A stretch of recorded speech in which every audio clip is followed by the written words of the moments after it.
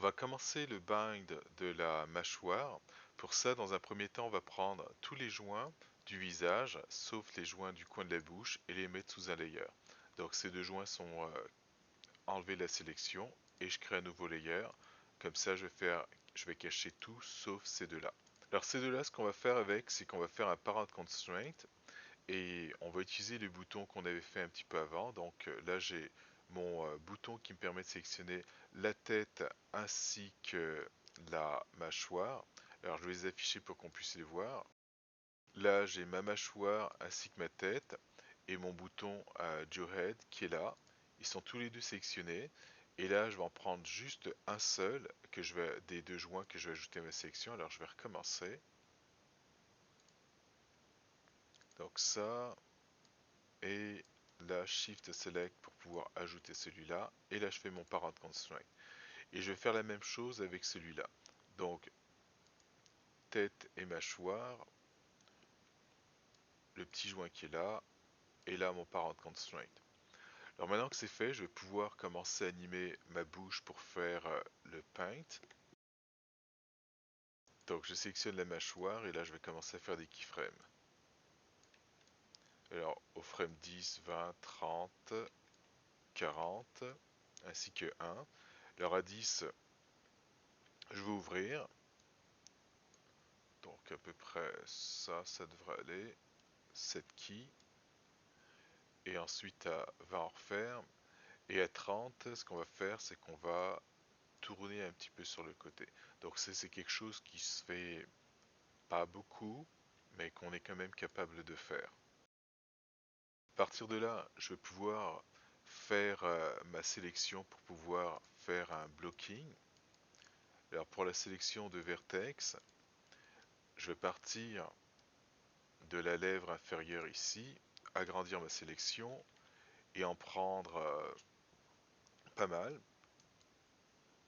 Ça devrait aller pour commencer. Alors si j'essaie encore une fois, ok. Ok, je vais inclure cette ligne-là, j'irai pas plus haut que ça. Et je rentre dans mon outil de peinture. Je veux m'assurer que tout est verrouillé, sauf les deux joints que je vais utiliser. Et ces deux joints vont être Head et Jaw. Et maintenant que je suis sur Jaw, ben, je vais remplacer la valeur par 1. Donc la valeur qui est présente ici par 1, Flood. Ça nous donne ça. Alors je vais continuer ma peinture. Et dans cette peinture, ce que je vais faire, c'est inclure un petit peu euh, un peu plus de cette zone-là. Alors je me soucie pas trop de cette zone-là. Je vais travailler que sur un seul côté. Et ensuite, je vais faire un miroir pour l'autre côté. Donc ici, bon, je suis un peu bas, mais ça ne dérange pas tant que ça. Et donc je considère que ma mâchoire va affecter toute cette zone-là. Donc voilà ce que ça donne en termes de blocking. Alors je vais essayer rapidement mon miroir afin de voir si ça fonctionne. Alors pour le miroir, je fais ma sélection pour le miroir. Alors M, Joe, Mirror Joint. Il a fait la sélection et là je fais le miroir. Et là je peux essayer et on peut voir que ça a fonctionné. Alors je sors de l'outil et là ce qu'on va faire c'est qu'on va analyser des images de référence. Alors j'amène cette fenêtre là et dans cette fenêtre là on peut voir différentes images de référence que j'ai été chercher sur internet. Sous Google j'ai écrit bouche ouverte profil et voilà ce que j'ai eu. Et là on regarde un petit peu comment c'est ouvert et on a l'impression que c'est pas mal, le coin ici il est pas mal à mi-hauteur entre la lèvre supérieure et la lèvre inférieure. Donc on regarde dans pas mal de références pour voir ce qu'on a. Par contre, la chose à laquelle il faut faire attention, c'est que en ce moment, mon personnage, il a la bouche ouverte, mais par contre, les dents sont en arrière des lèvres. Et quand on regarde une pose comme ça, bah, on a la lèvre qui a sans doute été étirée un petit peu au-dessus des dents. Donc on fera attention à ça et ça va changer un petit peu la forme de, de la bouche. Alors je continue au niveau des références, on va les regarder. Donc c'est pas mal à mi-distance, et si jamais je prends la lèvre et que je la descends un peu plus bas, bah là on sera plus à mi-distance, on va voir cette zone là ici qui va être légèrement plus petite que cette zone là. Donc c'est quelque chose à laquelle on va faire attention.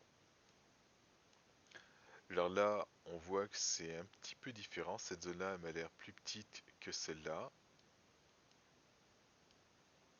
etc. Mais sinon la plupart, comme on peut le voir, on a pas mal la zone en partant d'ici, la zone qui va vers le bas, qui est plus longue que la zone en haut. Donc on va faire attention à ça. Alors j'ai aussi mis ces deux références, toujours pour vous rappeler que on va s'inspirer de la réalité, plutôt de la réalité que de dessin. Et donc ces deux dessins, quand on regarde celui-là, bah, en termes de proportion, on peut voir que lui vraiment il a une bouche qui est pas mal très très grande. Et, elle, bah, elle est plus petite que lui. Donc ce sont deux belles images qui, avec un style intéressant. Et, ce qu'il faut se dire, c'est que si vous vous fiez, on va dire, à ce genre d'image, bah, vous allez reproduire le style ou pour dans certains cas des erreurs qui ont été faites. Donc c'est pour ça qu'on va vraiment se fier à ça.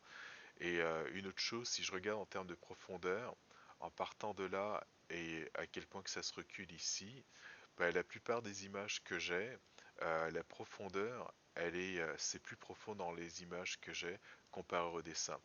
Alors pour obtenir ça, ce qu'il faudrait faire, c'est forcer un peu plus, et en forçant un peu plus, peut-être que euh, à coup sûr la profondeur va être plus petite, on va se rapprocher plus de ça, mais juste pour vous dire, voilà ce que ça peut donner lorsqu'on utilise une référence stylisée. Et pour terminer, on a cette référence-là qui nous montre que là sur le côté, qu'on est capable de le faire un petit peu. Et c'est sûr que ça va pas être, on va dire, extrême, mais on va pouvoir le faire. Autre chose, ah oui. Alors ce que j'ai commencé à faire, alors j'ai ouvert la bouche de profil, donc je pense que c'était à peu près ça. Et, j'ai dessiné avec le Grease Pencil de façon à ce qu'on puisse voir comment ça va se situer tout ça, et, le coin, c'est-à-dire ce joint-là, où je vais le mettre par rapport au coin. Donc par défaut, ici, il devrait être pas mal à mi-distance, et là, je vais changer les weights pour pouvoir le monter un petit peu plus, pour qu'il soit un petit peu comme dans l'image, ce que j'ai dessiné. Alors voilà ce que ça nous donne lorsque c'est à mi-distance. Et là, dans le channel box, tout ce que j'ai à faire, c'est prendre Control Head, et en changeant la valeur ici, je peux le monter ou le descendre. Donc là, je vais peut-être le monter à ce niveau-là. Ok, 2.2. Je pense que je vais y aller avec ça. Alors, je vais en profiter pour vous montrer un peu le processus. Alors, dans le processus, une chose qu'il va falloir faire vraiment attention, c'est lorsqu'on va utiliser le smooth, bah, ne surtout pas sélectionner tout le personnage comme ce que je viens de faire. Donc là, il est tout sélectionné entièrement. Je me mets sur le smooth et là, je fais un flood. Alors, en faisant plusieurs floods, alors ce qui est intéressant, c'est que on voit que ça nous crée un arrondi. Donc, sans doute, ça, je vais l'utiliser, c'est-à-dire par rapport à l'arrondi qui crée, ça va être ajusté. Par contre, ce qui est de moins bien, c'est qu'en termes de poids, on vient d'affecter toute cette partie-là. Et donc, cette partie-là, c'est le cou qui bouge en fonction de l'ouverture de la mâchoire. Et on a quelques parties du visage qui bougent. Comme ici, c'est intéressant le fait que ça bouge un petit peu. Ce qu'on veut pas, c'est défaire ce qu'on a fait, euh, enfin trop défaire ce qu'on a fait au niveau du soft eye. Donc là, ça a l'air d'aller. Et je vais retourner dans l'outil de peinture. et afficher les couleurs.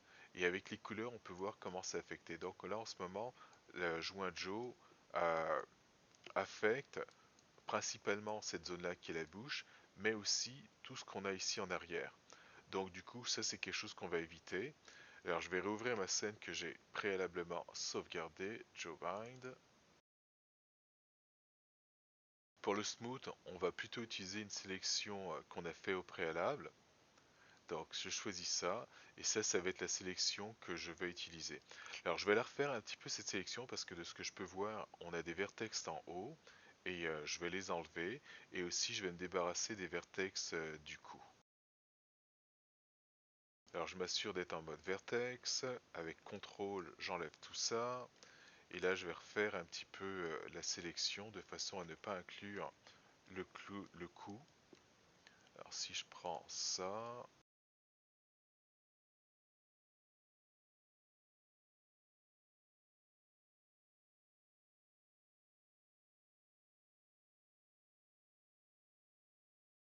alors voilà à quoi ressemble ma nouvelle sélection. Et j'avais fait un Quick Select Set, et ce que je vais plutôt faire une vraie sélection de vertex, et je vais créer un bouton ici dans mon shelf. Et la raison c'est que mon Quick Select Set il va fonctionner lorsque j'aurai la bonne scène ouverte, c'est-à-dire la scène dans laquelle ça a été créé ou qui a été sauvegardé avec. Alors si j'ouvre mon outliner, dans cette zone-là, on peut voir les Quick Select Set, alors que au niveau du script, peu importe la scène que je vais ouvrir, il va être capable de sélectionner euh, les vertex.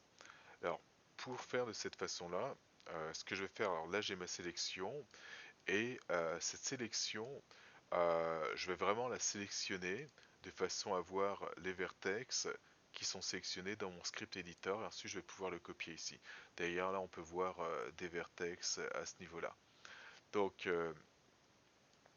alors pour m'aider à faire ça assez rapidement, ce que je pourrais faire c'est CTRL 1 pour faire un Isolate Select, mais et resélectionner.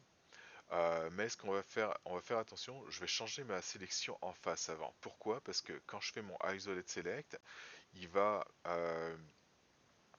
m'afficher les vertex qu'on voit là, ainsi que ceux-là qui ne sont pas sélectionnés, que je veux pas forcément. Alors je vous montre ça, CTRL 1, et là on peut voir qu'ici ils en font partie. Donc CTRL 1 pour sortir de cela. Et là, ce que je vais faire, c'est que je vais changer ma sélection. Alors CTRL bouton droit, To Face. Alors j'ai trois options, et là je vais choisir Contained Face. Donc si je prends To Face tout en bas, ça va nous donner un petit peu la même chose qu'on avait avec le CTRL 1.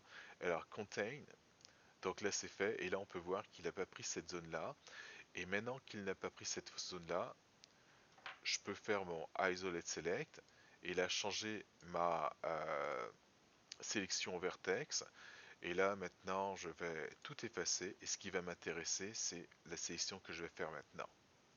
Donc là ma sélection est faite, et ça c'est le bouton que je vais créer par rapport à ça, donc que je vais mettre là. Alors ça va être du mail. Alors je fais un petit peu de ménage dans tout ça.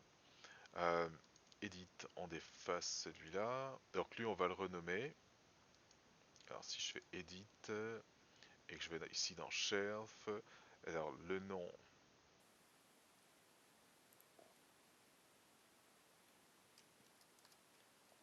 BND Joe, Bind Joe, alors c'est peut-être un peu beaucoup.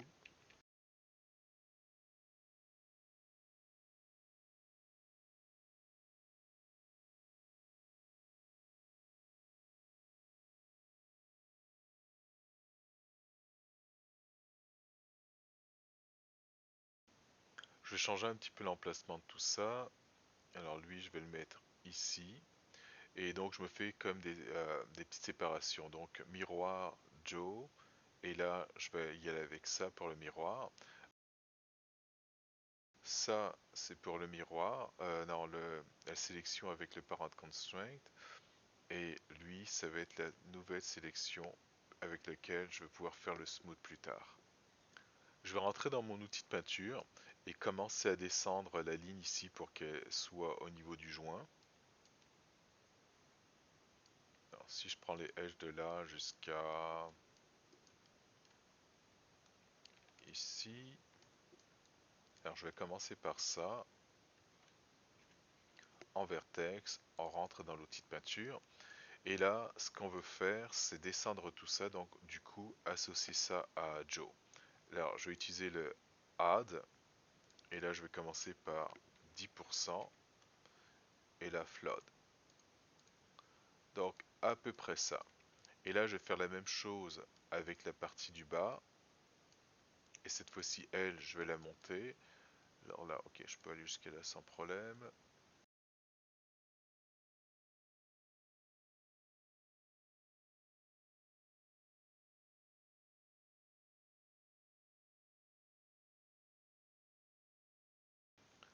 Ça, on a dit qu'on donnait ça à Head.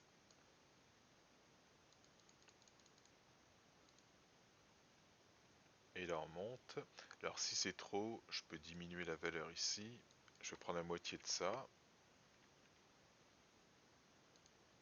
Et voilà. Donc c'est un petit peu le principe que je vais utiliser pour avoir la forme. Et la chose que je pourrais faire, c'est y aller aussi euh, avec le replace. Non, pas le replace, mais toujours le add, mais prendre des plus grosses parties. Alors là, ma brosse, elle est solide. Là, je vais le remettre à 1. Et là, je vais peindre sur tout ça. Et là, on peut voir que je viens de monter cette zone-là. Et là, je continue. Donc, je monte de façon très très grossière, comme on peut le voir. Alors là, je vais descendre la même chose de façon très grossière. Donc, je passe à Joe. Et là, j'aimerais que Joe contrôle un peu plus tout ça. Et la chose que je peux faire, en appuyant sur la touche Shift, on voit que mon petit A au milieu du cercle rouge, il se transforme en SM. SM pour Smooth. Et là, je vais pouvoir faire un Smooth. Donc, ajuster ça. Et là, pareil, ajuster ça. Et là, je fais le smooth en fonction finalement du résultat que je veux. Et je vais pouvoir passer de Head à Joe sans problème, étant donné que c'est les seuls joints en ce moment qui sont déverrouillés.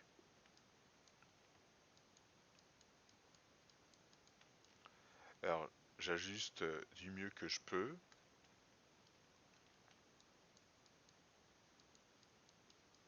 On commence à obtenir quelque chose d'intéressant. Et ensuite, par rapport à ça, alors là, je vais sans doute ajuster encore cette zone-là, peut-être manuellement. Je vais faire une sauvegarde.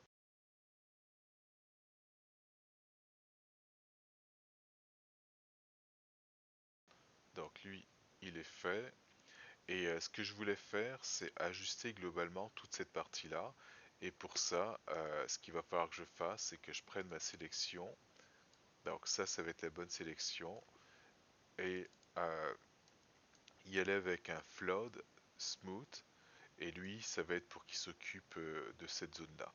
Alors il va sans doute défaire la partie du bas ici. Alors si je veux pas qu'il la défasse, peut-être que je devrais l'enlever de ma sélection, mais ça va être plus pour ça. Donc bah, je vais l'essayer ça. De toute façon j'ai sauvegardé ma scène, donc je vais l'essayer sans désélectionner tout ça. Donc voilà ce qui me donne jusqu'à présent, qui est pas super laid. Je peux toujours y aller manuellement. Donc là, ça monte avec le Joe sélectionné, donc ça me convient. Si jamais je prends Head, alors il monte un petit peu, tant mieux. Et si jamais ça fait pas ce que je veux, ben dans ce cas-là, je vais y aller manuellement, c'est-à-dire avec des Add.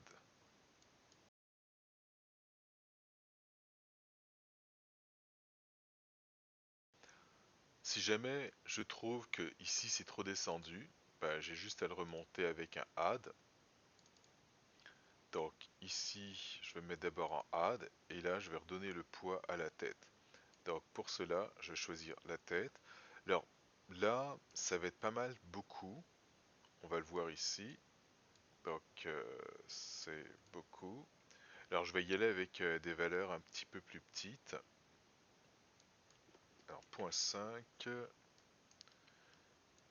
Et là, je vais peindre dans cette zone-là. Donc là, ça nous donne quelque chose de pas super beau, comme on peut le voir. Et avec le Shift, j'essaie d'arranger un peu tout ça. Donc là, j'ai changé un petit peu la forme. Alors si je prends Joe ici. Et là, bah, on peut voir la comparaison, c'est-à-dire de ce côté-là, où on a un angle qui est peut-être à 45 degrés, et là, on a un arrondi qui va ressembler plus à un 90 degrés. Et bien entendu, c'est bon d'avoir des images de référence comme celle-là et de façon à essayer de matcher un petit peu l'arrondi qu'on a là. Et quand on est satisfait, ben, on peut faire un miroir. Je vais continuer à ajuster les différentes lignes qu'on a. Donc je parle de celle-là ici et les ajuster pour qu'elle soit plus belle avec sans doute mon smooth et je vais le peindre manuellement. Et si ça me donne pas un résultat désiré que j'aimerais monter, bah là je sais que je pourrais utiliser mon add pour donner à la tête. Et si jamais je vais en descendre, ça va être encore le add avec Joe.